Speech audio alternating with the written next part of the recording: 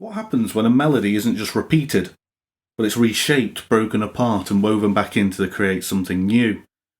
Today we'll explore how Grieg keeps morning mood evolving using a simple but powerful trio of techniques: transposition, fragmentation, and transformation. And if you'd like to follow along more easily, there's a free lesson summary waiting for you in the description below. This is a free preview from my music composition with Grieg course, where we dive deep into the orchestration and composition secrets hidden inside Grieg's music. Let's get started. Hello again, and welcome to Lesson 3 of our exploration of Grieg's morning mood. So far, we've seen how the opening melody creates a folk-like charm by using a limited pentatonic major scale, and how Grieg builds his melody from just 3 motifs, organising them into 3 phrases: a repeating, varied first phrase, followed by a contrasting second phrase. Today, we're taking a different approach. We'll explore how Grieg transposes this melody, fragments it, and cleverly denies us a full recapitulation. We'll also examine how, in my opinion, Grieg uses these motifs to create a natural link into the middle section of Morning Mood. First, let's look at Grieg's full repetitions of Theme 1. As we've mentioned, he often takes the exact same melody and moves it to a new key. In my analysis, you'll see labels like T13 and T14, where the theme shifts from E major to G sharp major.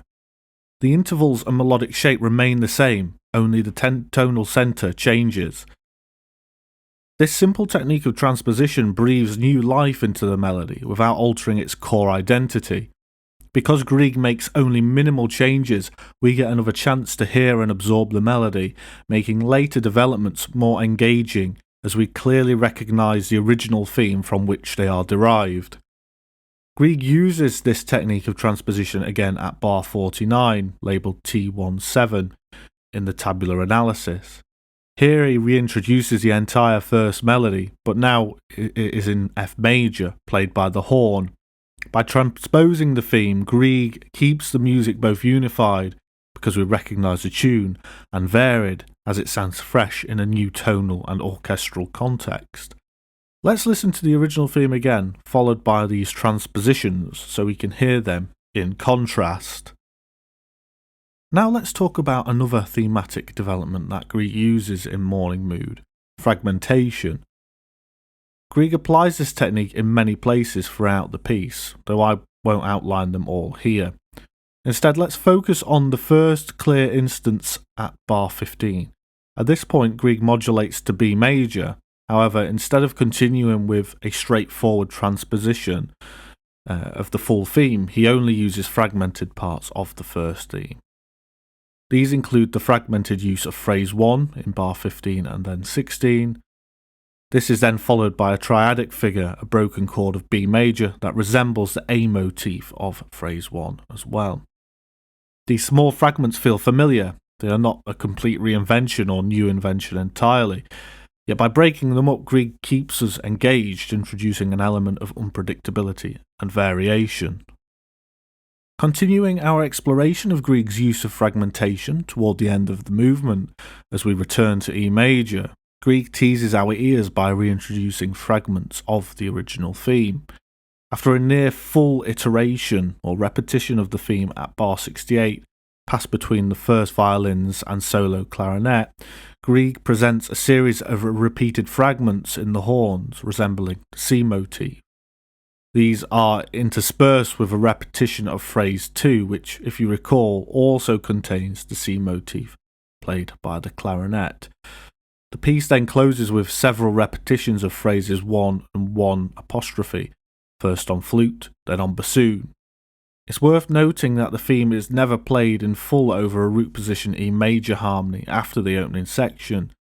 Instead, we hear fragments or segments, given their size in places, but never the complete melody. Perhaps this absence of a fully grounded home harmony mirrors the sense of unfulfilled longing in Peer Gynt. We feel like we've returned home, yet something remains unresolved. That full sense of closure is delayed, almost withheld. Let's take a listen to this extract to hear Grieg's fragmentation in action.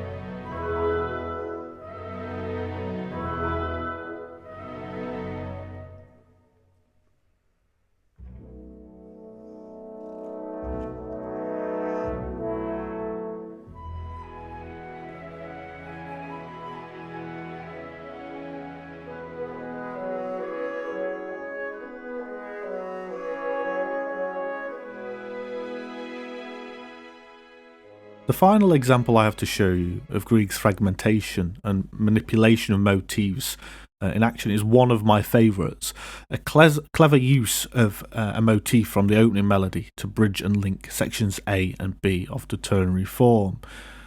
As we transition to the B section, Grieg takes this V-shaped C motif that we identified in the previous lesson from section A and sequences it upwards. Then, as we shift into a somewhat ambiguous C-sharp minor tonality, these V-shaped figures from the C motif are transformed and embellished into rapid semiquaver figures, and the violins and violas, creating a bristling texture. This adaptation means the motif is no longer the main melody, but rather a harmonic accompaniment that still echoes the same V-shaped contour. By reusing earlier ideas, though, in a new context, Grieg ensures the music feels connected, even as it moves into a different section, with new melodic material, a new key, and a minor tonality. Let's take a listen to this extract and see if you agree with me on this link between the C motif and the accompaniment of the B section.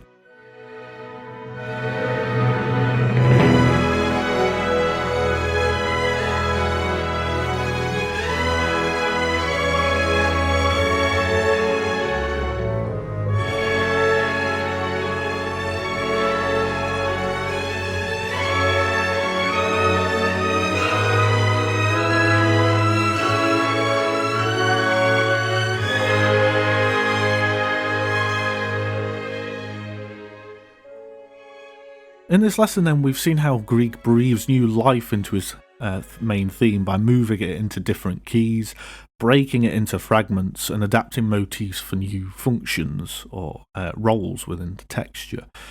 This careful interplay of transposition and variation keeps the music unified yet continually evolving, ensuring the theme remains familiar while never feeling too repetitive. Additionally, by withholding a fully grounded return of the theme in E major, Grieg adds a subtle sense of unresolved tension, mirroring the wider narrative of Peer Gynt. Think about how transposition, fragmentation, or motif transformation might enrich a piece you're writing or analysing. Try reusing a short motif in multiple ways, perhaps in a different key, or functioning as an accompaniment rather than a main theme.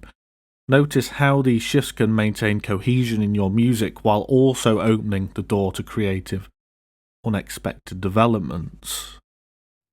Grieg's approach shows us that variety doesn't always mean writing something new. Sometimes it's about seeing familiar material from fresh angles. You can download a free lesson summary below to help you practice these ideas for yourself. This lesson is part of Learning from Grieg, where we uncover how Grieg builds colour, structure and movement, all through orchestration and form. If you found this video useful, I'd love for you to subscribe and join me for more previews and insights in future lessons.